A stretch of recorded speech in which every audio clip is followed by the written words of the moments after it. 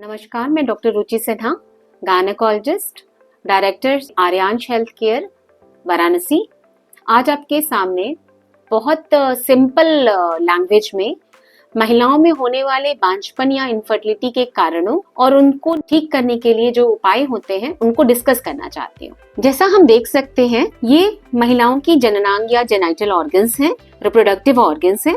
ये बच्चेदानी है या यूट्रस कहते हैं इसे। यहाँ पे ये दो ट्यूब्स कनेक्टेड होती हैं जिनको फैलोपियन ट्यूब्स कहा जाता है, और ये बगल में दो अंडाशय यानी कि ओवरीज हैं। ये अंडाशय या ओवरीज, इसमें अंडे बनते हैं महिलाओं के। अगर इसमें कुछ दिक्कत है, जैसे कि पीसीओएस हमने सबने सुना होगा, पॉलीसिस्टिक ओवरी डिजीज, या एंडोमेट्रियोसिस, या हार्मोनल डिसबैलेंस की वजह से, जैसे कभी कभी प्रोलैक्टिन हार्मोन वगैरह बढ़ जाता है, तो भी ये अंडे बनना इफेक्ट हो जाते हैं। और अगर ये अंडे नहीं बनेंगे तो बच्चा होना मुश्किल हो जाता है। पर सिंपल दवाओं से ये बीमारी ठीक हो जाती है और अंडे पुनः बनने लगते हैं।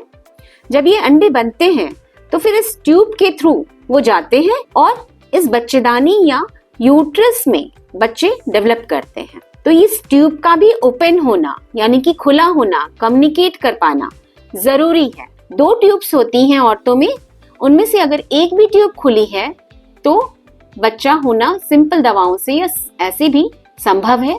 परंतु अगर दोनों ट्यूब बंद हैं तो फिर किसी दवा या इंजेक्शन द्वारा बच्चा होना पॉसिबल बिल्कुल नहीं है।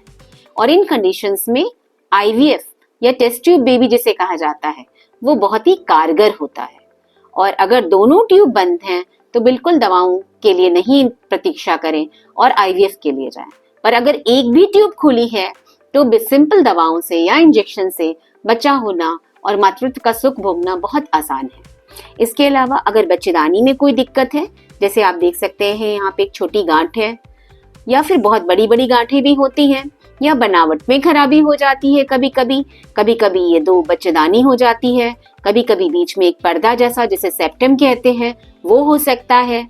तो उन सब कारणों से भी बच्चा आने में प्रॉब्लम हो सकती है या फिर एबॉर्शन का डर रहता है।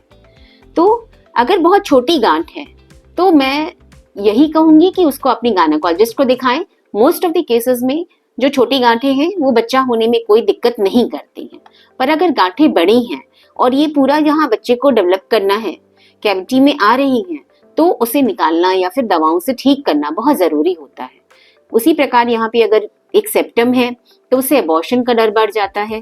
तो हम लोग नीचे से एक हिस्ट्रोस्कोप या दूरबीन डालते हैं और यहाँ पे उस सेप्टम को हटा देते हैं। ये बहुत सिंपल प्रोसीजर्स हैं जिनसे औरतों में इन बांझपन के कारणों को ठीक किया जा सकता है और मातृत्व का सुख हर माँ, हर परिवार भोग सकता है।